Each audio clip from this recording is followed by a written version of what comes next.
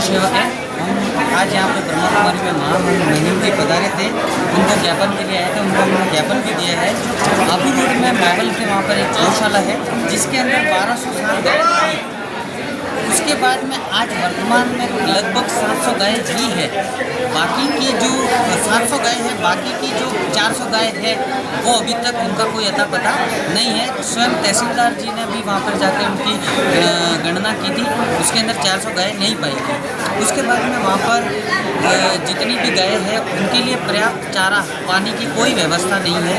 3 दिन के अंदर एक बछड़ा धूल मिट्टी के अंदर तड़प के मर गया। अभी तक अधिकारियों का कोई भी जांच रिपोर्ट नहीं है। कोई भी अधिकारी वहाँ जाने को ज़रूरी नहीं समझता है। और कहीं ना कहीं ये प्रशासन कहीं ना कहीं बड़े लोगों के बीच में प्रेशर में है, इसलिए या तो काम नहीं कर रहा, नहीं तो इतने बड़े हम 1 महीने से सर मेहनत कर रहे हैं, पर इसके अंदर किसी ने रुचि नहीं दिखाई। ना ये वेटरनरी डॉक्टर जितने भी हैं वो भी ध्यान नहीं दे पा रहे हैं। हमने भाजपा के जो जिला अध्यक्ष हैं उनसे भी ज्ञापन दिया था, भैया ने ज्ञापन दिया था। उताराम जी से भी बात की थी और भी मंत्री साहब आए थे, उनको ज्ञापन दिया था।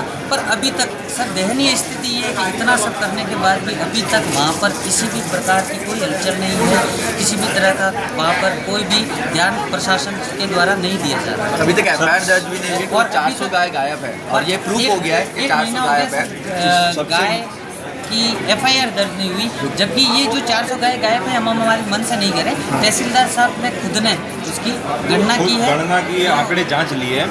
अभी जो वहाँ पे जो गाय अवेलेबल है वहाँ पे सर उनकी कंडीशन ऐसी है कि पैरों में कीड़े पड़े हुए हैं। सरकार उनको भत्ता भी दे रही है, फिर भी उसका उपयोग वो गलत तरीके से कर रहे हैं। 500 बीघा जो ज़मीन है वहाँ पे खेती कर रहे हैं, वो व्यापारिक फसलें बो रहे हैं। गायों के लिए वो फसलें बोने का वहाँ पे वो दिया गया जगह वो, लेकिन ये बाजरा बो रहे हैं, वहाँ पे ये अरंडी है, ये दूसरी जो व्यापारिक फसलें वो बोई जा रही है। जो 500 से ज़्यादा बीघा ज़मीन है उसके अंदर 10 से 12 बीघा ज़मीन पर ही गौशाला के लिए काम किया जाता है। बाकी की सारी ज़मीन इन्होंने गुजरात के कुछ लोग हैं या कहीं के भी लोग हैं उनको किराए पे दे रखी है। वो लोग वहाँ पर खेती कर रहे हैं, उससे रेवेन्यू जनरेट कर रहे हैं। वो रेवेन्यू का भी कोई हिसाब किताब नहीं है। अगर रेवेन्यू आ रहा है अच्छी बात है, पर वो रेवेन्यू गाय की सेवा के लिए भी यूज़ नहीं किया जा रहा है। 3 दिन का चारा पड़ा हुआ है, वो ये कहते हैं कि 30 दिन का चारा है। ऐसा कलेक्टर ऑफिस पे भी धरना दिया, रैली भी निकाली और तहसीलदार जी से भी रिसीवर ले लिया हमने, पर आगे कोई कार्यवाही का हमारे को कोई भी आश्वासन नहीं दिया गया और ना ही कोई समय सीमा बताई कि हम इतने समय में आपको कोई भी कार्यवाही का इसका जो भी प्रमाण देंगे।